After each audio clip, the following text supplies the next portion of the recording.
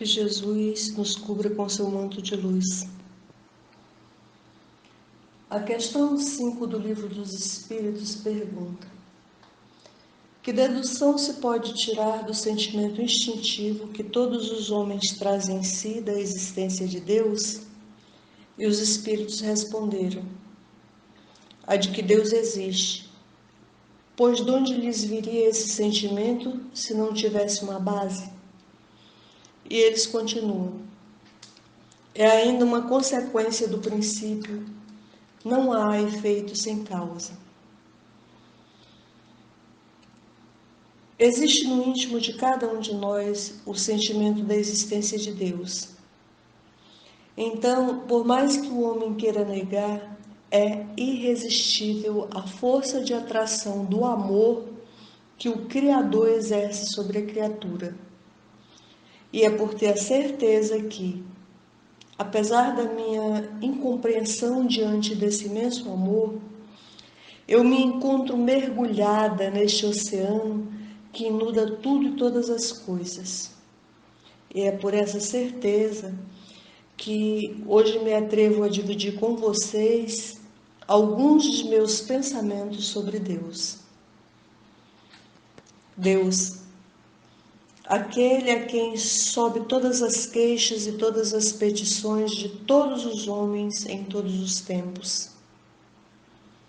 Deus a quem os homens em todos os tempos e por todos os meios criaram 1000 conceitos, indescritíveis definições e incontáveis nomes como ser celestial, eu sou, grande arquiteto, providência divina, o eterno, o absoluto e tantas outras infinitas denominações, mas todas elas são impotentes para defini-lo, pois na pobreza da linguagem humana nós não temos palavra para definir a grandeza do Criador do Universo. Somente Jesus, com sua imensa sabedoria, conseguiu denominá-lo de forma simples e perfeita, chamando-o de Pai. E quando Jesus assim o chamou, deu à palavra sua mais completa definição de amor, porque chamando Deus de Pai, Jesus utilizou essa palavra com a mais alta carga racional e emocional que o homem pode defini-la. Pois o pensamento humano necessita de termos para se exprimir. O homem ainda necessita de forma para acreditar. E assim, criamos um Deus antropomórfico, ou seja, concebido sob a forma e com os atributos humanos. E criamos Deus com os piores atributos humanos, tornando-o vingativo, cruel, um Deus que castiga, que se enfurece e que odeia. E esse Deus, criado à imagem e semelhança do homem, veio atravessando os milênios, sustentado por homens que, tomando seu santo nome em vão, afirmavam que seus inimigos eram inimigos de Deus, que seus desejos de vingança seriam saciados por Deus, que a força de suas espadas seriam empunhadas pelas mãos de Deus. E o medo da morte, a pecaminosidade do sexo e o pavor do inferno serviram para aumentar o temor a Deus. Eu fico a imaginar quantos espíritos se perderam no labirinto do temor, do medo, do terror a Deus. Porque até hoje, com todo o esclarecimento disponível, muitos ainda passam grande parte da vida sentindo medo, sentindo os mais contraditórios sentimentos em relação a Deus. Já o chamam de Pai, mas é ainda aquele Pai severo, que castiga pelos pensamentos mais íntimos, castiga pelos desejos humanos, castiga pela audácia do questionar a vida, castiga pela necessidade que queima as entranhas do homem de saber quem é, de onde vem, para onde vai. Quantos espíritos ainda se debatem entre o amor e a dor por um Deus que em segredo questionam, porque não se atrevem sequer a verbalizar suas dúvidas e indagações, pois lhe foi ensinado que isso é pecado.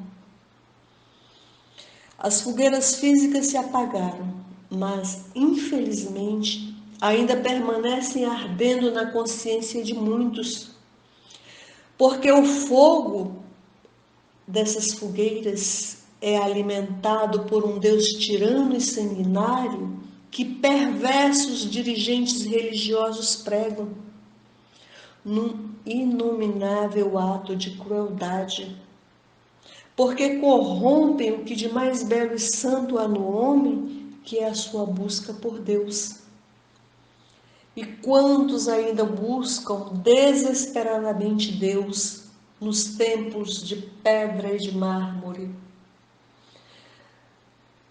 Buscam Deus nas religiões e nos falsos profetas. Um dos aspectos que eu mais gosto na doutrina espírita é a racionalidade que nos permite pensar e falar com Deus sem intermediário, sem a necessidade de recorrer a homens ou religiões. Eu vejo nisso também o respeito que os espíritos demonstram por Deus e pelos homens, pois a necessidade de pensar, falar, sentir Deus é inerente ao homem. Desde sempre existiu essa necessidade instintiva. É como se fosse uma dolorida saudade daquele momento em que saímos das mãos do Criador. Esse sentimento íntimo é universal. Tanto está no coração do cosmopolita quanto no do selvagem. Existe no fundo da alma humana, por mais obscurecida que esteja, a certeza de uma imensa força.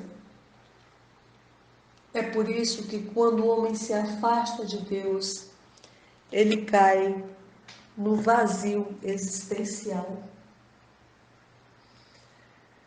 Ao ler pela primeira vez o Livro dos Espíritos, eu senti uma brisa de conforto e alívio ao saber que Deus não se impõe, não exige, não castiga, não intimida. Ao saber que o poder e a inteligência de Deus não se impõem, mas se revelam em tudo e em todas as coisas. É por isso que Leon Denis nos fala que se a Terra evolucionasse com estrondo, se o mecanismo do mundo se regulasse com fracasso, os homens, aterrorizados, se curvariam e creriam. Mas não. A obra formidável se executa sem esforço.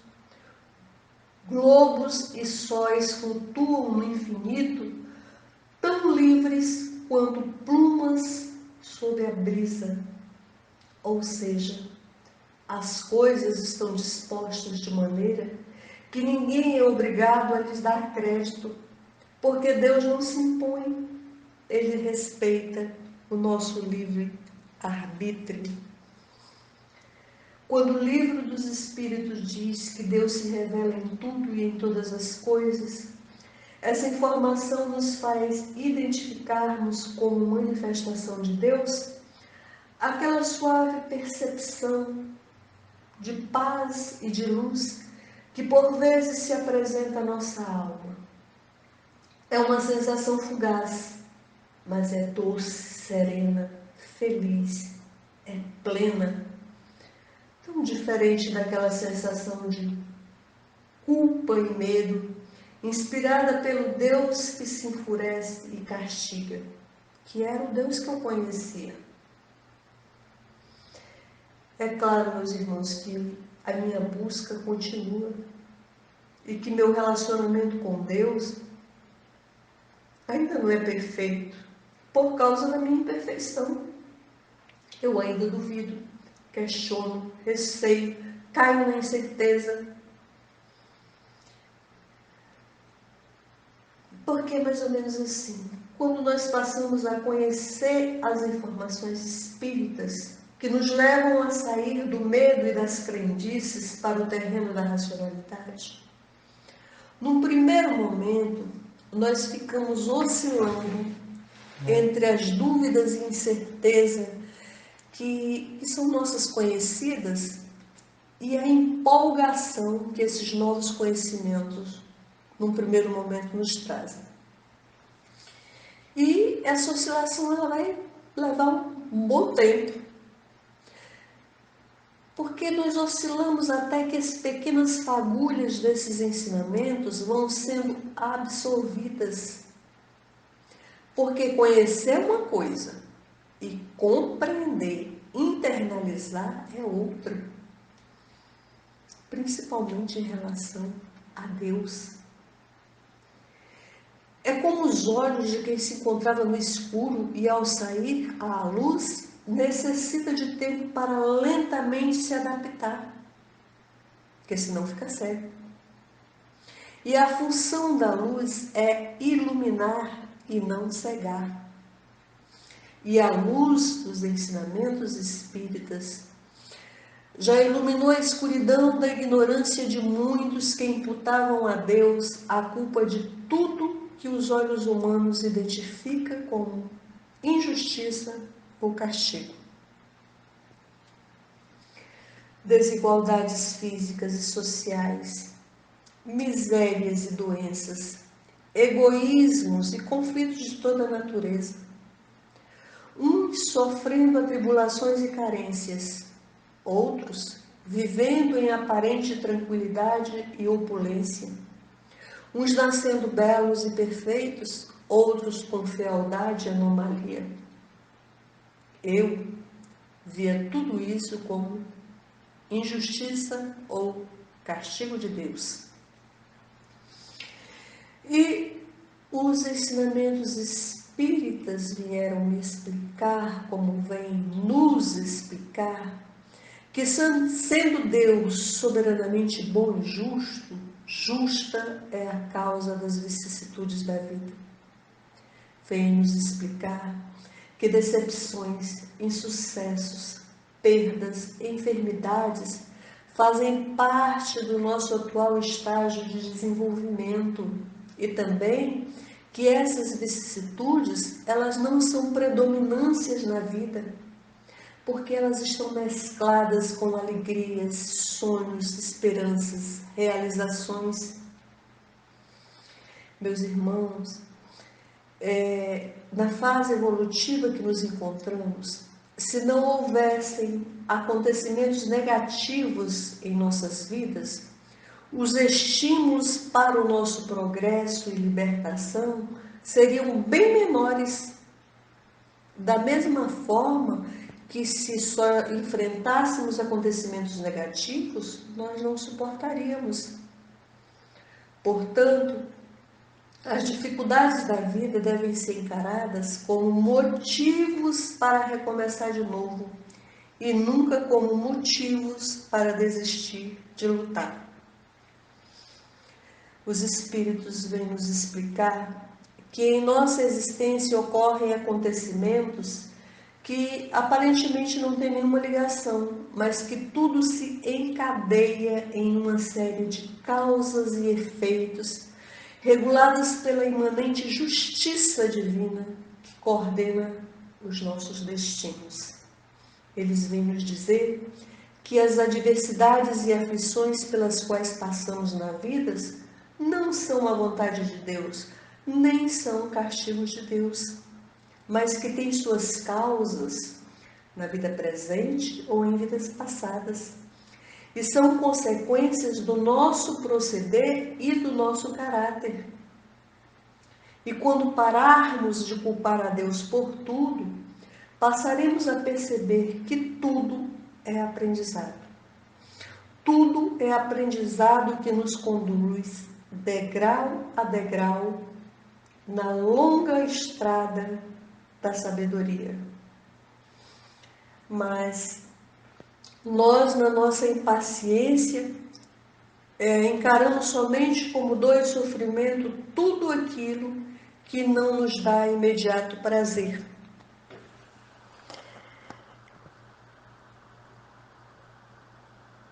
E é só lentamente, encarnação após encarnação, é que vamos adquirindo aprendizado.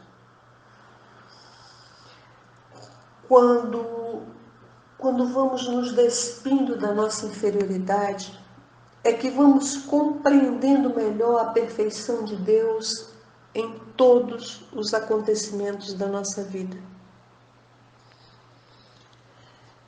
Acredito que podemos dizer que estamos saindo da nossa infância espiritual quando começamos a engatinhar rumo a Deus, quando já passamos a sentir de forma intermitente a presença de Deus em nosso ser, como uma doce e fugaz sensação de paz, quando começamos a enxergar o próximo, e a proporção que vamos nos deixando levar por essa sutil e ao mesmo tempo tão poderosa sensação, passamos a ter mais força diante das dificuldades, mais equilíbrio perante os conflitos, mais saúde perante as enfermidades, mais fraternidade pelo outro. Passamos a enxergar o próximo. E então, por sentir falta desta sensação de bem-estar e plenitude, já que só a sentimos em estado intermitente, nós passamos a evocá-la nos momentos de medo, preocupação e insegurança que afetam as nossas vidas, mas já também quando afetam a vida do outro. E é aí que passamos a buscar a Deus. Eu sempre ouvi frases como: o homem deve buscar Deus, o homem precisa encontrar Deus. E nunca me disseram como fazê-lo.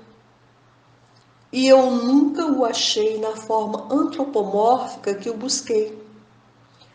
Até que a questão 4 do Livro dos Espíritos veio facilitar minha busca, me dizendo que para crer em Deus basta que se lance um olhar sobre as obras da criação.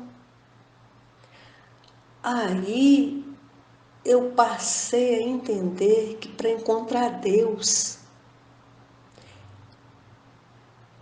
é calmaria em plena tempestade. Encontrar Deus é coragem diante do perigo. É serenidade em meio à turbulência. Encontrar Deus é sentir a necessidade alheia. É se alegrar pela alegria do outro. É ouvir a beleza de um poema. É assistir o espetáculo de um novo dia. Porque Deus está em tudo e em todas as coisas. Ele está no vento que despenteia o nosso cabelo, na paz de um sorriso que diz: deixa pra lá, eu já te desculpei.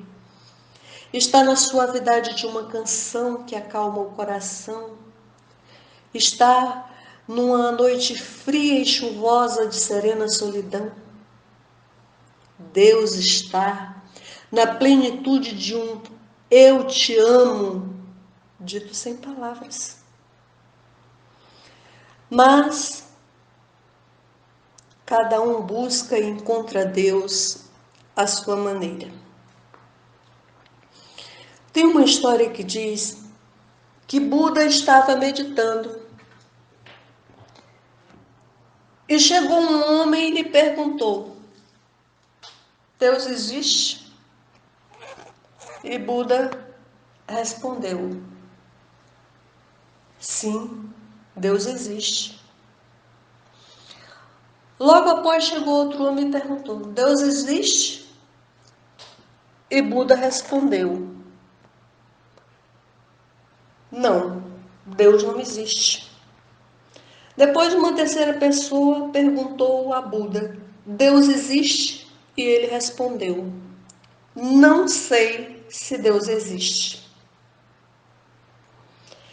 Questionado por seu discípulo de não ter falado a verdade, Buda explicou que cada uma daquelas três pessoas teriam sua resposta a seu devido tempo, pois cada uma se aproximaria de Deus a seu modo. O primeiro encontraria Deus pela certeza, o segundo pela negação e o terceiro pela dúvida. Certeza, negação e dúvida são maneiras de sedimentarmos a verdade que, mesmo inconsciente, carregamos da existência de Deus. Certeza, negação, dúvida. É assim que o terrível Senhor dos Exércitos vai dando lugar em nossa alma a esse ser maravilhoso, pleno e eterno, que nos conhece por inteiro, que atende desde a menor necessidade funcional de nossas células físicas até a mais intricada harmonia da nossa delicada tecelagem espiritual. Deus existe e todos nós já vimos Deus em nossas vidas, pois na sua misericórdia infinita, Ele se apresenta das mais variadas formas. Na mão que oferece um pedaço de pão, no entregador que traz uma boa notícia, no comprimido que acalma a dor, no emprego que traz o digno recurso para se viver, na flor que brota do chão. Eu tenho uma amiga que em uma fria tarde chuvosa, ela viu Deus na figura de um rapaz que lhe doou uma lata de leite. E é assim, a filhinha dela não foi dormir com fome naquela noite. Deus está em tudo e em todas as coisas.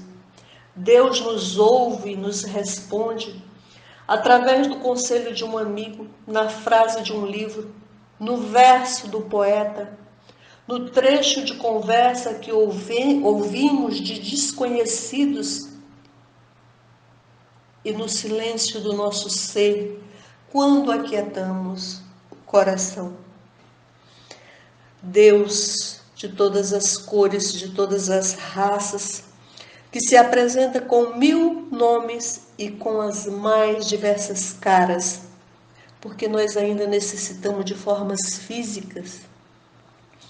Ele se apresenta nos olhos da criança faminta, no sorriso do jovem sonhador, nas rugas do ancião cansado. Deus está na prostituta, no santo, no ladrão, porque todos nós somos sua criação no caminho da evolução. Quantos acreditaram e outros ainda acreditam que ao deixarem a terra encontrarão um Deus branco, loiro, olhos azuis, sentado num trono vestido de ouro, à semelhança dos grandes reis terrenos do passado. E quantos se desesperam por ele permanecer tão invisível no plano espiritual quanto o era no mundo físico.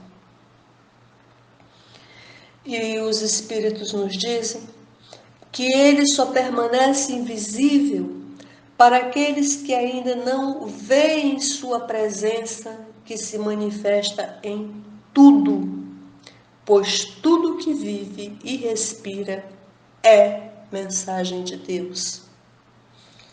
Os espíritos também nos dizem que a maneira mais agradável de adorar a Deus é elevar o pensamento a Ele através do culto ao bem e do amor ao próximo.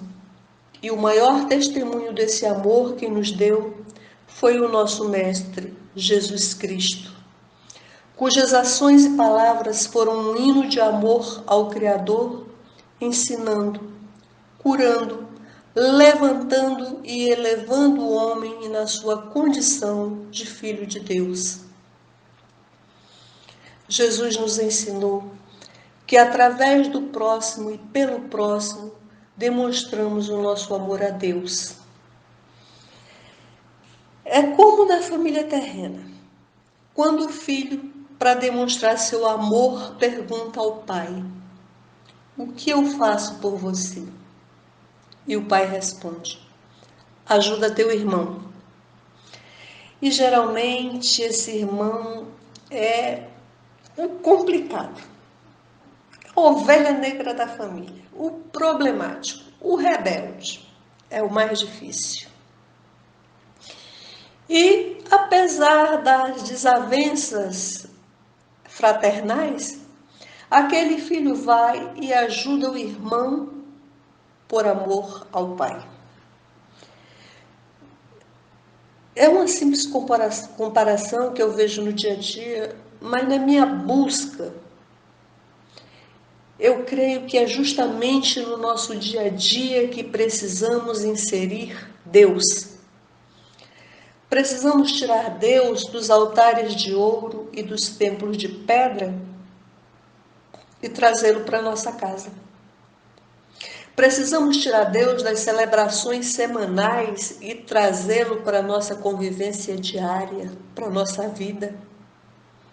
Precisamos tirar Deus das religiões que se julgam suas donas e trazê-lo para conviver conosco onde quer que estejamos, pois se Ele é Pai, deve conviver conosco, seus filhos da raça humana. E, pela paternidade divina, somos todos almas irmãs. Portanto, a solidariedade que nos liga tem fundamento na identidade de nossa natureza, na igualdade de nossos sofrimentos através dos tempos, na semelhança dos nossos destinos na penosa e laboriosa estrada evolutiva, na nossa eterna busca, consciente ou não, para encontrarmos Deus, nosso Pai Criador, a quem estamos irreversivelmente unidos na estreita relação que liga a causa ao efeito. E que Deus derrame sua bênção paternal sobre cada um de nós, e que assim seja.